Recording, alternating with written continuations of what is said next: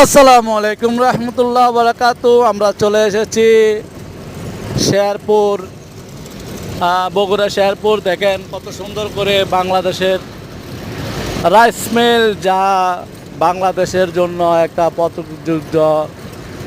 যেন না বাংলাদেশের চাল কোন জায়গা থেকে ধান এসে কোন জায়গায় চাল হয়, কোন জায়গার মানুষের গাইস। আপনারা কে কোন জায়গা থেকে দেখছেন জানি না, তবে ভিডিওটা ভালো লাগলে আপনারা দেখবেন, খুব আপনাদের দ্বারে আশা রইল। দেখেন কত সুন্দর করে এরা চাল প্যাকেট করতে আছে, লেবারে লোড করে আমাদের গাড়ির ভিতরে দিতে আছে। আমি তো ভালো করে কথা বলতে পারি না, আপনারা ভালো করে বুঝে নেবেন গাইস। আমরা তো অত চর্চায় হইতে পারি না, এই যেরকম চর্চা করলে মানুষ তাড়াতাড়ি করে ভাইরাল হবে ওরকম চর্চা করতে পারে না। আপনারা আমাদের জন্য দোয়া করবেন যেন আরও ভালো করে কন্টেন্ট করতে পারি।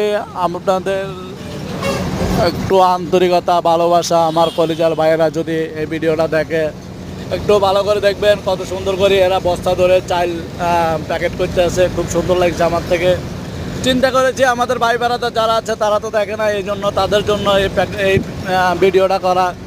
খুব সৌন্দর্য করে দেখেন কি পজিশনে এরা চাল ইয়া করতেছে, মারতেছে, আবার এই দিক দিয়ে প্যাকেট করে গাড়ি লোড দিতে আছে। খুব ভালো লাগছে আমার কাছে। আপনাদের কাছে কার কাছে কেরম লাগছে কমেন্টের মাঝে জানাবেন।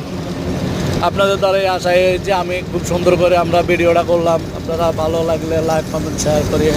আসসালামু